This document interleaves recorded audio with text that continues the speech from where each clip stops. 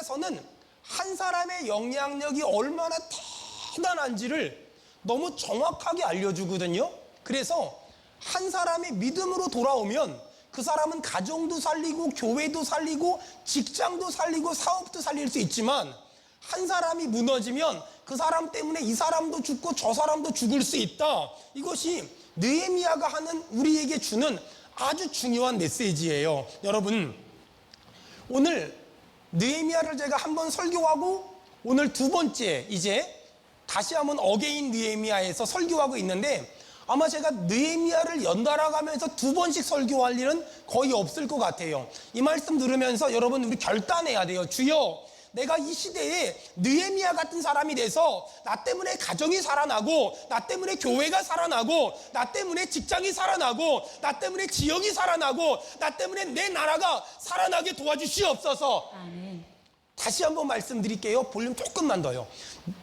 느헤미야가 이스라엘에 돌아와서 예루살렘 성벽을 재건합시다 라고 얘기했더니, 다른 나라에 포로로 갔다 온 사람들이 동참한 것이 아니라 원래 살고 있었던 원주민들이 동참하기 시작했어요.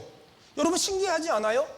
느헤미야를 만나기 전에는 희망도 소망도 꿈도 비전도 없었던 사람들이 느헤미야를 만나고 나서 희망을 갖고 소망을 갖고 성벽을 재건하고 불타버린 성문을 달기 시작한단 말이에요.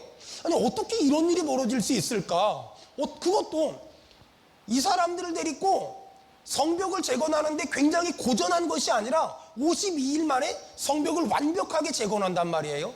어떻게 희망도 소망도 없던 사람들이 느헤미야를 만나면서부터 희망도 소망도 가질 뿐만이 아니라 52일 만에 그 어마무시한 일을 할 수 있었을까? 여러분, 저는 지금도 믿는 건 우리 한 사람 한 사람이 이 시대의 느헤미야가 되기만 한다면, 내가 어떤 가정에 들어가면 가정을 살릴 수 있고, 내가 어떤 교회에 들어가면 교회를 살릴 수 있고, 내가 어떤 직장에 들어가면 직장을 살릴 수 있어요. 여러분, 축복합니다. 이 시대에 하나님께 쓰임받는 느헤미야가 되기를 주의 이름으로 축원합니다. 주의 이름으로 축원합니다. 여러분, 지금도 많은 가정이 무너지고 있고, 많은 교회가 무너지고 있고, 많은 공동체들이 무너지고 있거든요. 그런데 사람들은 그걸 보고서 교회가 문제다, 가정이 문제다, 젊은 사람들이 문제다, 청년들이 문제다, 누가 문제라고 말하지만, 아무도 느헤미야 같은 사명을 감당하거나 느헤미야 같은 역할을 감당하려고 하는 사람들이 없는 것 같아요. 자, 오늘 제가 느헤미야 말고 또 한 사람을 소개할 거거든요. 오늘 이 사람처럼 되고 이 사람 되기를 결단하면 다시 한번 나를 통해서 놀라운 하나님의 역사를 경험하게 될 거예요. 자, 1절, 느헤미야 3장 1절, 느헤미야 3장 1절 다 같이 읽겠습니다. 시작. 그때 대제사장 엘리야십이 그의 형제 제사장들과 함께 일어나 양문을 건축하여 성별하고 문짝을 달고, 또 성벽을 건축하여 한메아 망대에서부터 하나넬 망대까지 성별하였고. 자, 그때에 어느 때냐면은요, 느헤미야가 예루살렘에 왔어요. 그리고 사람들에게 말하는 거예요. 여러분, 성벽을 재건합시다 라고 말했더니, 갑자기 당시에 이스라엘의 최고의 종교 지도자인 대제사장 엘리야십이 뭐라 그러냐면, 자, 그렇다면 내가 양문을 건축하겠습니다 라고 지금 자원하기 시작해요. 양문이 뭐냐면은요, 양이 드나드는 문인데, 예루살렘 성벽에는요 10개의 문이 있었어요. 그런데 양문은 북쪽에 있었거든요. 그 북쪽 문 바로 앞에는 적군들이 드글드글 거리면서 살고 있었어요. 위험한 지역이었고 어려운 지역이었고 힘든 지역이었어요. 그런데 느헤미야가 여러분, 예루살렘 성벽을 재건합시다 라고 소리 질렀더니, 당시에 가장 영향력이 있었던 대제사장 엘리야십이 내가 가장 위험한 지역에 가장 힘든 일을, 가장 어려운 일을, 가장 하기 싫어하는 일을 제가 하겠습니다 라고 지금 자원하기 시작하는 거예요. 그랬더니 어떤 일이 벌어지냐? 그랬더니 갑자기 대제사장 엘리야십이 지도자의 직분을 가지고 있는 사람이 어려운 일, 힘든 일, 부담스러운 일을 하겠다고 자원하니까, 나머지 모든 백성들이 그러면 그 옆에 내가 하겠습니다, 또 그 다음 사람이 그럼 그 옆에 내가 하겠습니다, 또 그 옆에는 내가 하겠습니다, 이러면서 이스라엘 백성들이 막 자원하는, 이제 그런 놀라운 역사가 일어나는 거예요. 여러분 잘 들어보세요. 지도자가 앞서 있는 사람이 먼저 헌신하고 먼저 희생하고 먼저 부담스러운 일을 감당하잖아요. 그러면 안 되는 일이 없어요. 그러면 불가능한 일이 없고요. 그러면 할 수 없는 일이 하나도 없어져요. 여러분 잘 들어보세요. 직분이란 명예가 아니라 멍해거든요. 직분이란 십자가를 지는 순서예요. 여러분 직분은 계급이 아니라 기능이거든요. 여러분 직분이라는 건 교회가 주면 감사함으로 받지만 받으려고 애쓸 필요는 절대 없어요. 저는 목사 안수를 받을 때 그 전날 도망가려고 했어요. 왜냐하면 나 같은 게 목사 되면 훌륭한 목사님들 얼굴에 먹칠할까 봐. 그러다가 얼떨결에 잡혀가지고 목사 안수를 받긴 했지만, 여러분 사실 직분이라는 거는요, 직분은 인류인데 영향력은 삼류인 사람들이 너무나 많아요.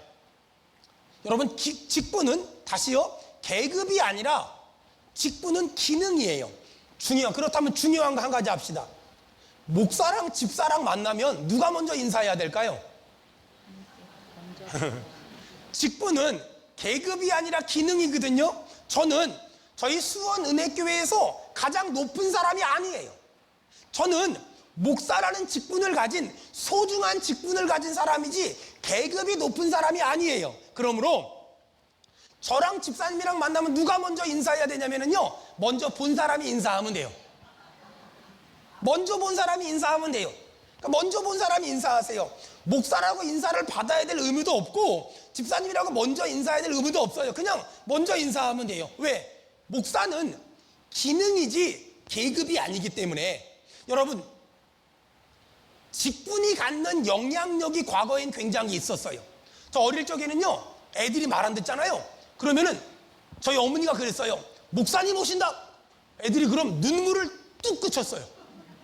근데 요즘에는요, 목사님 온다 그래도 끄떡도 없어요. 여러분 과거에는요, 직분이 주는 영향력이 있었다니까는요. 근데 지금은요, 직분이 주는 영향력이 없어요. 그러면 어떻게 하면 영향력 있는 인생을 살 수 있을까? 내가 먼저 헌신하고, 내가 먼저 희생하고, 내가 먼저 부담스러운 일을 하고, 내가 먼저 어려운 일을 감당하고, 내가 먼저 힘든 일을 감당하잖아요. 그 사람에게 영향력이 생기고 그 사람에게 리더십이 생기더라는 거예요. 얼마 전에 제가 책을 한 권 읽었는데 책 제목이 이거예요. 리더는 마지막에 먹는다. 여러분은 먼저 먹습니까? 마지막에 먹습니까? 옛날 엄마들은 마지막에 먹었거든요. 요즘 엄마들은 애들한테 이래요. 너희들은 먹을 날이 많고 나는 먹을 날이 적기 때문에 일단 내가 먹고 넌 나중에 먹어. 요즘 엄마들은 그러거든요. 근데 우리 어머니 세대는요, 가족 먼저 먹이고 엄마가 맨 나중에 먹었거든요. 리더는 마지막에 먹는다. 그 책의 내용은 예전에 우리 어머니들 얘기하는 거예요. 이런 거예요. 나를 따르는 사람의 유익을 먼저 챙기는 사람이 진짜 리더다. 내 유익을 먼저 챙기는 것이 아니라 나를 따르는 사람의 유익을 챙기는 사람이 진짜 리더다. 만일 나의 만족과 나의 유익을 먼저 챙긴다면 그 사람은 직분은 지도자지만 삶은 삼류인 사람이다. 진짜 리더는 나를 따르는 사람을 먼저 챙기고 그 다음에 내 걸 챙긴다. 이 땅에는 직분은 인류인 사람들이 많지만 삶은 삼류인 사람들이 너무나 많다. 영향력 있는 인생을 살길 원한다면 직분만 인류가 아니라 삶이 인류가 돼야 된다. 그러기 위해서 내 주변에 있는 사람들을 먼저 챙기면, 그리고 마지막에 내 것을 챙기면 그 사람은 인류 지도자가 될 것이다 라는 내용이었어요. 여러분 오늘 느헤미야 3장 1절에 대제사장 엘리야십이 가장 힘들고 가장 어렵고 가장 부담스러운 양문을 내가 건축하겠습니다라고 말하는 거예요. 이 사람을 리더라고 말해요. 이 사람은 직분만 리더가 아니라 삶도 리더였던 거예요. 여러분 이 시대에 어떤 리더가 필요할까? 지금도 수많은 교회가, 수많은 조직이, 수많은 사업 회사가, 수많은 기업들이 어떤 사람을 찾고 있을까? 느헤미야 같은 사람들, 오늘 대제사장 엘리야십 같은 사람들, 이 사람들을 지금 찾고 있어요. 특별히 한국교회는 지금 빠르게 세대가 교체되고 있어요. 그러다 보니까 부작용도 있어요. 얼마 전에 매스컴에서 무슨 세습이라는 그런 단어가 나오기도 했어요. 참 마음이 아프더라고요. 그리고 참 많이 속상하더라고요. 하지만 그럼에도 불구하고 앞으로 한국교회는 빠르게 세대 교체가 진행될 거예요. 그래서 교회마다 좋은 목사님을 모시기 위해서 굉장히 노력하고 있는 중에 있어요. 여러분, 제가 신학교 다닐 때 담임 목사님의 자격이 몇 가지가 있었거든요. 그런데 그 중에 눈에 띄는 자격이 있었어요. 외국 유학 유경험자, 박사학위 소지자. 근데 요 근래 들어서 이 두 가지가 쏙 빠졌어요. 얼마 전에 어떤 장로님이 교회의 전권을 받아서 담임 목사 후보자를 전국으로 외국으로 찾아다니시는데 그 장로님이 이런 말 하시더라고요. 자기네 교회는 담임 목사 자격에 대해서 정리했대요. 제가 한번 읽어드릴게요. 저희 교회는 유학을 갔다 오거나 박사학위가 있거나 설교 잘하는 목사님은 필요 없습니다. 왜냐하면 좋은 설교는 기독교 방송만 틀면 24시간 나오기 때문입니다. 우리 교회에 정말 필요한 목사님은 설교한 대로 사는 목사님, 최소한 설교한 대로 살려고 몸부림치는 목사님, 그리고 성도들을 끔찍이 아껴주는 목사님, 그런 목사님을 저는 찾고 있습니다. 제가 그 말을 듣고 가만히 기도하는데 그런 사람이 누굴까? 오늘 우리가 느헤미야를 묵상하잖아요. 느헤미야 같은 사람, 이 사람은 페르시아의 술 맡은 관원장이었잖아요. 그런데 편안하게 살고 있었고 평범하게 살고 있었어요. 예루살렘이 망했다는 이야기를 듣고 자신의 안락한 생활을 포기하고 예루살렘에 가서 무너진 성벽을 재건하겠다고 헌신하고 희생한 사람. 여러분, 지금 대제사장 엘리야십, 이 사람은 당시 종교 지도자였어요. 꼭 위험한 곳에 가서, 어려운 곳에 가서, 또 부담스러운 곳에 가서 양문을 건축하지 않아도 그냥 존경받으며 살 수 있는 그런 직분을 가진 사람이었어요. 그럼에도 불구하고 이 사람이 자원해요. 내가 가장 위험한 곳에 가서, 가장 어려운 곳에 가서 가장 힘든 일을 해내겠습니다. 여러분, 이 시대에 한국교회가 어떤 리더십을 찾고 있을까? 이 시대에 수많은 직장과 사업장과 수많은 단체가 어떤 사람을 찾고 있을까? 느헤미야 같은 사람, 대제사장 엘리야십 같은 사람을 지금 찾고 있다는 거예요. 여러분, 오늘 우리가 이 마지막 시대를 살아가면서 어떤 사람이 돼야 될까? 느헤미야 같은 사람, 대제사장 엘리야십 같은 사람. 말은 줄이고 손과 발은 부지런하고, 말이 많고 손과 발이 느리면 존재감이 없어요. 그런데 말을 줄이고 손과 발이 부지런하면 영향력이 극대화될 수 있어요. 전 우리 교회에 느헤미야 같은 사람들이 일어나길 바라며 대제사장 엘리야십 같은 사람들이 일어나기를 축원합니다. 주의 이름으로 축원합니다. 아멘. 여러분, 저희 교회는 지금 제자 훈련을 계속 하고 있거든요. 주일 2팀, 화요일 1팀, 수요일 1팀, 목요일 1팀, 금요일 1팀. 어떤 분이 그래요. 목사님, 제자 훈련은 소수의 사람들하고 훈련을 받는 건데 이 많은 사람들이 예비하는 우리 교회가 그런 사역들이 필요합니까? 맞아요. 안 한다고 우리 교회는 문제될 게 아무것도 없어요. 우린 그런 거 안 해도 점점 더 부흥될 자신이 있어요. 근데 왜 우리 교회가 제자 훈련을 할까? 여러분, 교인이 500명에서 1000명이 되고 1000명에서 2000명이 됐어요. 사람들은 와, 우리 교회 부흥했다. 여러분, 예수님은 교회에 사람이 많아지는 걸 원치 않고 교회에 제자가 많아지는 걸 원하세요. 우리 인정하는 사람 아멘 합시다. 아멘. 예수님은 교회에 사람이 많아지는 걸 원하는 것이 아니라 교회에 제자가 많아지길 원하세요. 그래서 저는 늘 하나님한테 기도하는 건, 주님, 교인이 1000명에서 2000명 되는 것보다 더 중요한 건, 주님, 우리 교회에 베드로 같은 사람들이 점점 많아지게 하시며, 바울 같은 사람들이 점점 많아지게 하시며, 빌립 같은 사람들이 점점 많아지게 하시며, 예수님 닮은 사람들이 점점 많아지게 도와주시옵소서. 아멘. 이것이 제 간절한 기도 제목이고 제 간절한 꿈이고 비전이에요. 저는 지금 저희 교회 부교육자들을 데리고도 제자 훈련하고 있거든요. 우리 평신도들하고 똑같이 제자훈련해요. 성경 읽히고 생활과제 내주고 독서과제 내주고 숙제 내주고 그러면서 똑같이 제자훈련해요.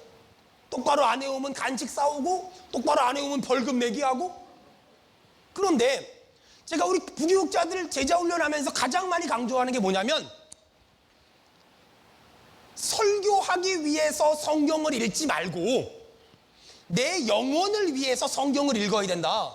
설교하기 위해서 설교 읽으면 싹군이고 내 영혼을 위해 성경을 읽어야 진짜 목사가 될 수 있다 라고 말해요. 여러분, 저는 우리 교회를 더 큰 교회 만드는 것, 그건 제 영역이 아니라 주님의 영역이에요. 저는 딱 한 가지, 더 예수님 닮기 위해 몸부림칠 거예요. 여러분도 예수님 닮기 위한 몸부림이 회복되기를 주의 이름으로 축원합니다. 주의 이름으로 축원합니다. 보세요.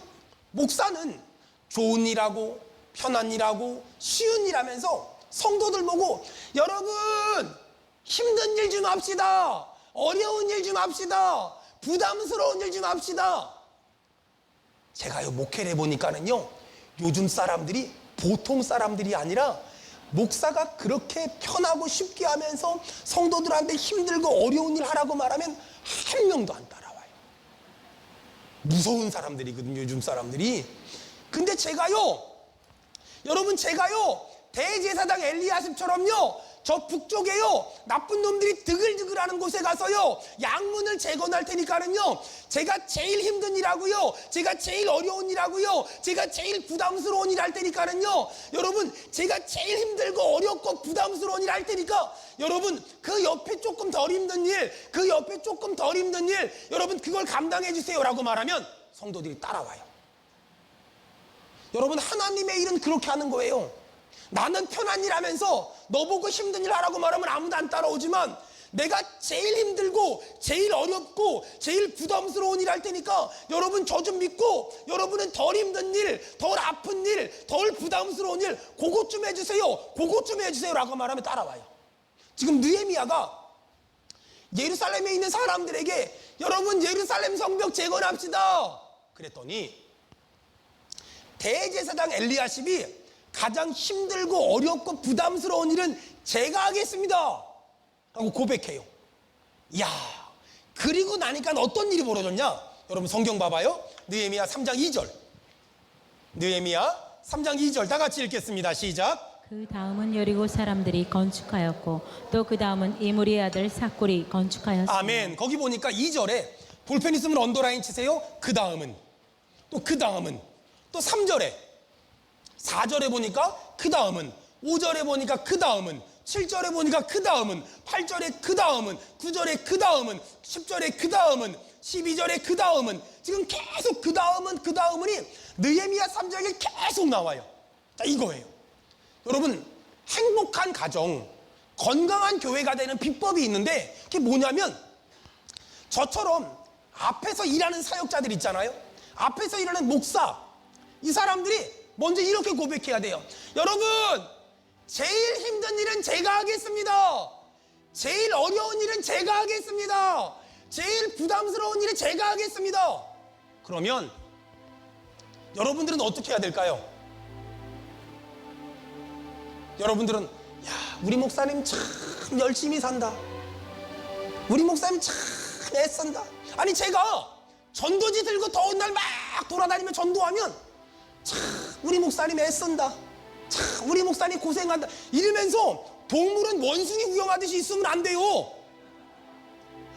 막 그렇게 하면 여러분이 가슴이 뜨거워지면서 어떻게 해야 되는 줄 알아요? 따라합시다. 그 다음은 제가 하겠습니다. 지금 성가대만 열심히 하고 이쪽 동네는 지금 동물은 원숭이 보듯이. 자 따라합시다. 그 다음은 제가 하겠습니다. 그 다음은 제가 하겠습니다. 2층도 그 다음은 제가 하겠습니다. 그 다음은 제가 하겠습니다. 이게 돼야 돼요. 여러분 이게 돼야 돼요. 목사가 대제사장 엘리야십처럼 여러분 제가요 힘든 일 할게요. 어려운 일 할게요. 부담스러운 일 제가 할게요 라고 말하면 여러분 이렇게 보면서 참 우리 목사님 애쓴다. 우리 목사님 힘쓴다. 우리 목사님 참 아무것도 안 아끼고 참 많이 고생한다 이러면서 막 그거 보면서 은혜 받고 끝 이러면 안 돼요. 여러분들 반응을 해야 돼, 반응을. 목사님, 그 다음은 제가 하겠습니다. 그 다음은 제가 하겠습니다. 오늘 느헤미야 3장에 느헤미야가 여러분 예루살렘 성벽 재건합시다 그랬더니 대제사장 엘리야십이 제가 그러면 가장 어려운 일, 가장 힘든 일, 가장 부담스러운 일 하겠습니다 그랬더니 백성들이 그 다음은 제가 하겠습니다. 그 다음은 제가 하겠습니다. 그 다음은 제가 하겠습니다. 아멘 할 때까지 해야지. 그 다음은 제가 하겠습니다. 아멘. 그 다음은 제가 하겠습니다. 그 다음은 제가 하겠습니다. 아멘. 막 이러면서 예루살렘 성벽이 재건되기 시작하는 거예요. 보세요. 대제사장 느헤미야가 엘리야십이 가장 위험한 지역에 양문을 재건했다고 해가지고 나머지 성벽을 다 재건하는 건 아니에요. 여러분, 교회는 말이에요, 목사가 열심히 한다고 교회가 부흥하는 게 아니에요. 봐봐요, 제가 아무리 열심히 해도 교회 차 타고 오다가 시험 들고, 교회 주차하다가 시험 들고, 밥 먹다가 시험 들고, 여기 자리에 갑자기 앉았더니 예배위원들이 앞쪽으로 가라 그래서 시험 들고, 그러면 이게 아무것도 안 돼요. 이게 아무것도 안 된다니까는요.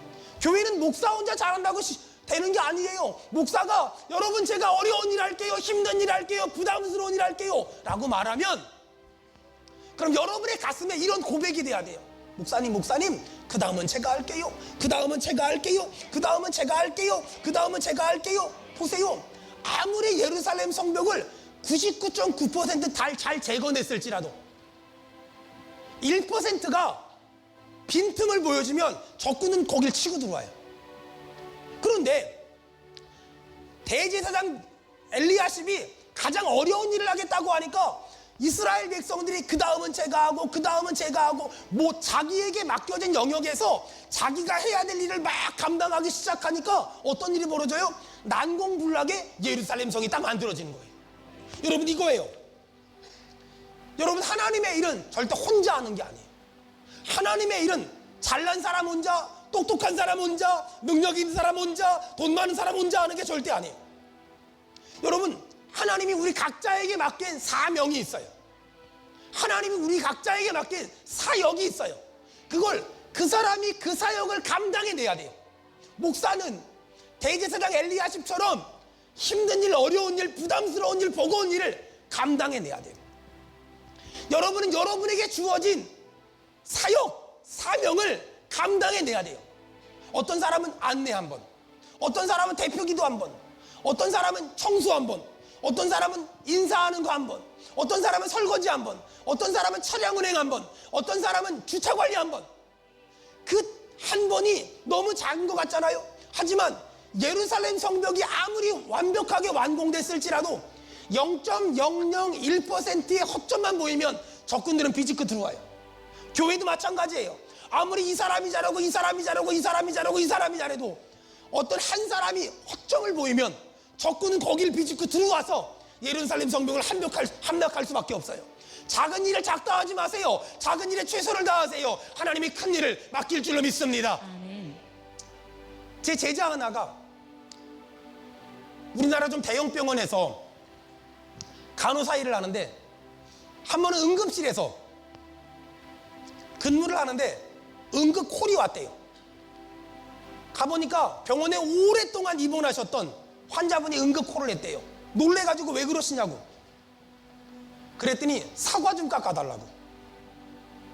좀 화가 나더래요. 피곤한데. 그래서 보호자 보고 깎아달라 그러면 안 되냐고 퉁명스럽게 물어봤대요. 그랬더니 보호자가 지금 잠자고 있으니까 미안해 좀 깎아달라고.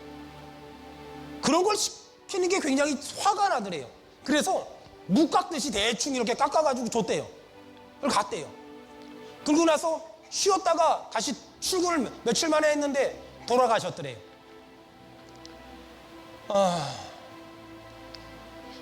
근데 그 돌아가신 분의 보호자 되신 아내분이 며칠 있다 찾아오셨더래요.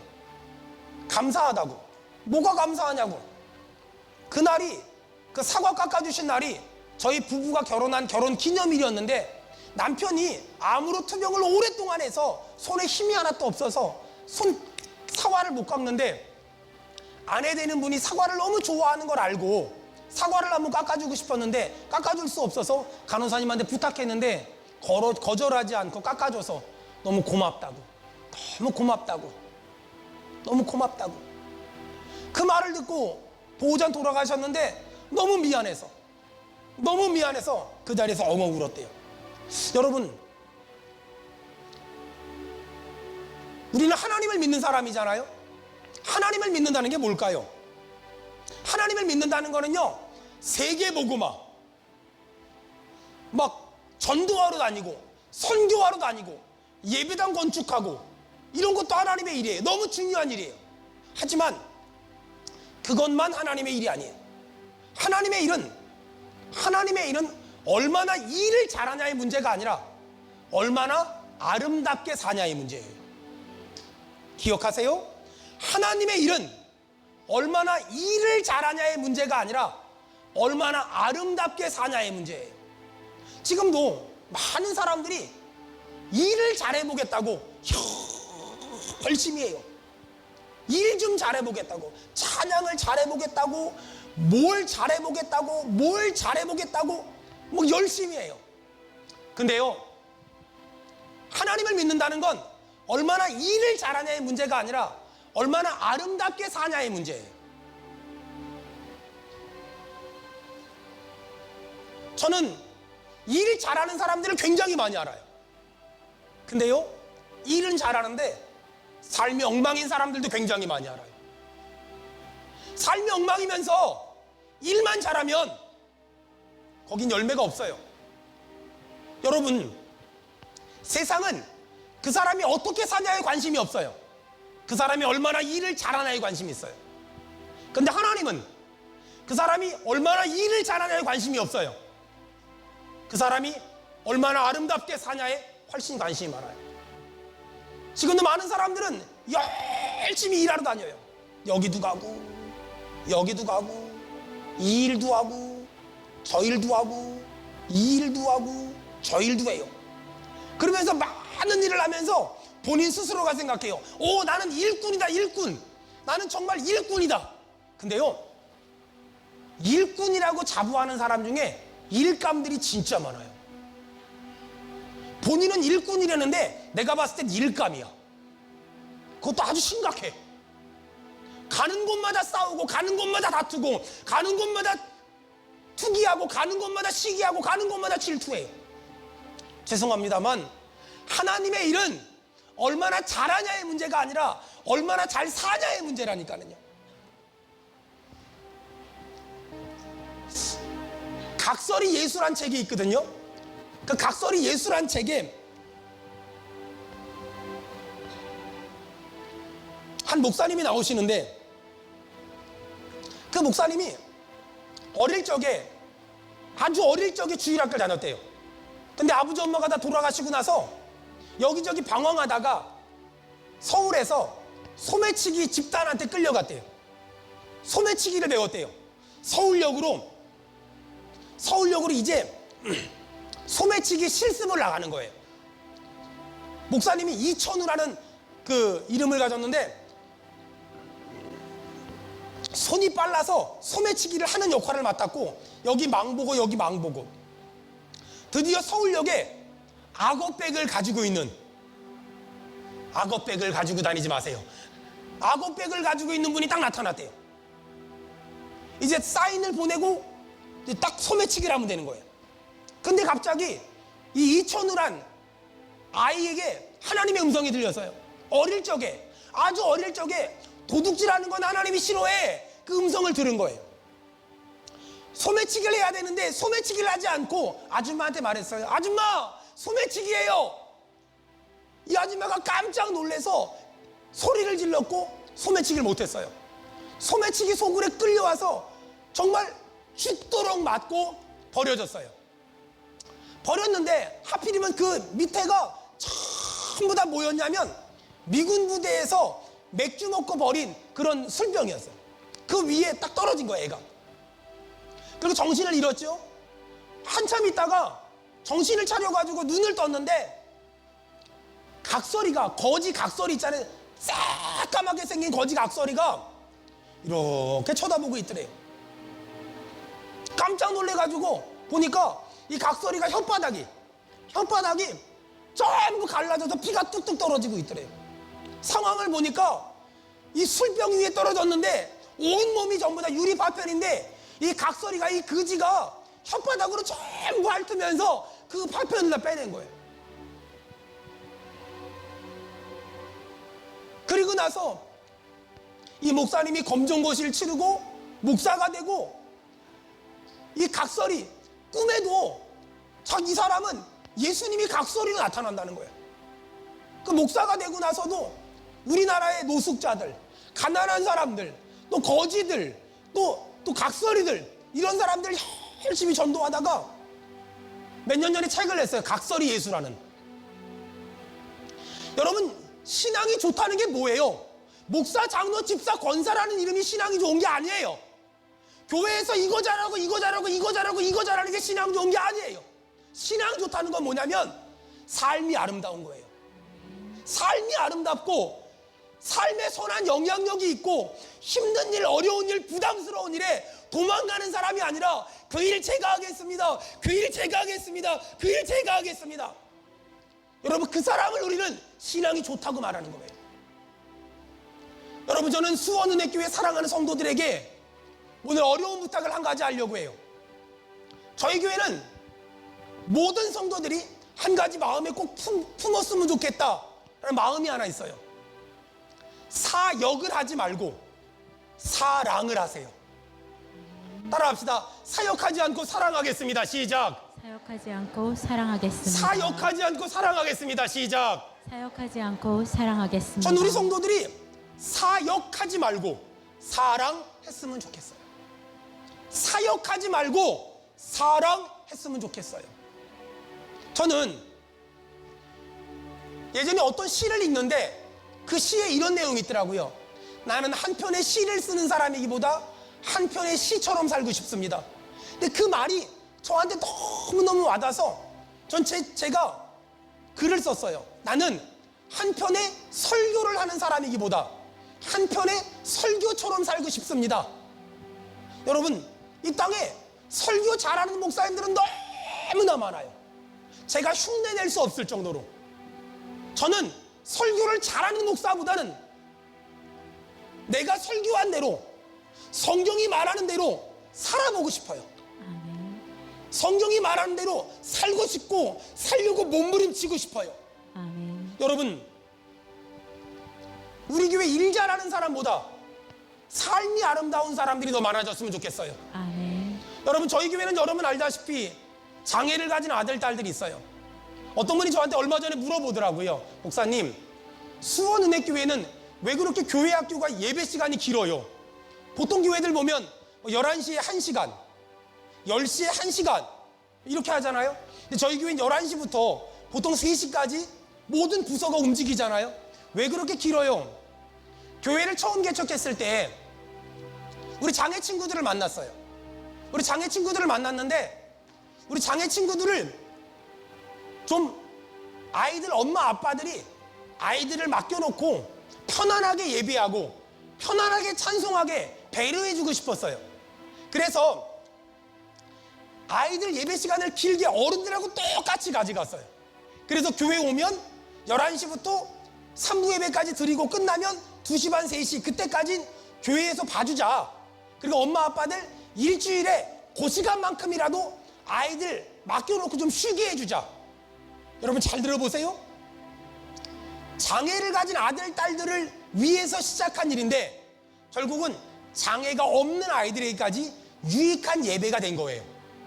어떤 사람들은 이래요. 목사님은 왜 장애를 가진 사람들에 대해서만 얘기를 자주 합니까? 왜 그러는 줄 아세요? 장애를 가진 사람들에 대해서 얘기를 자주 한다는 건 장애가 없는 사람들은 배려하지 않는 게 아니에요. 장애를 가진 사람들을 배려한다는 건 장애가 없는 사람들에겐 장애가 있는 사람을 배려하는 건 장애가 없는 사람을 무시하는 것이 아니라 장애가 없는 사람은 더 배려할 수 있는 교회가 된다는 걸 의미하는 거예요. 이렇게 생각하면 돼요. 우리가 운전할 때 오토차 있지요. 여러분, 원래 오토차는 장애인용 차였어요.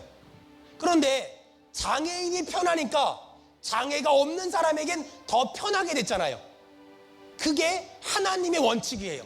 장애가 있는 사람을 배려하는 교회는 장애가 없는 사람은 더 많이 배려하는 교회가 되는 거예요. 아멘. 사랑하는 여러분, 저는 여러분에게 오늘 거룩한 도전을 하려고 해요. 여러분 혹시 와, 우리 목사님 정말 열심히 한다, 우리 목사님 정말 애쓴다, 대단하다, 끝나면 안 돼요. 대제사장 엘리야십이 어려운 성문을, 부담스러운 일을, 힘든 일을 내가 하겠습니다 라고 말했더니 이스라엘 사람들이 그 다음은 제가 할게요, 그 다음은 제가 할게요, 그 다음은 제가 할게요 라고 자원하기 시작했어요. 여러분, 저는 대제사장 엘리야십처럼 살아왔고 살고 있고 살려고 몸부림칠 거예요. 이제 나머지 몫은 여러분에게요.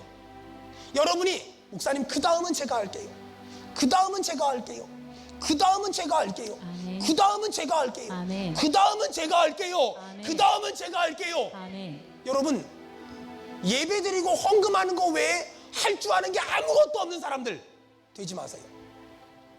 작은 일이라도, 작은 섬김이라도, 작은 희생이라도, 작은 헌신이라도 여러분이 감당해야 될 몫을 감당하세요. 그래서 교회가 더 행복해지고, 교회가 더 건강해지고, 교회가 더 연약한 사람들을 보듬어 안을 수 있다면, 저는 죽어서 가는 천국이 아닌 우리 교회 안에서 천국을 경험하는 공동체가 될 줄 믿습니다.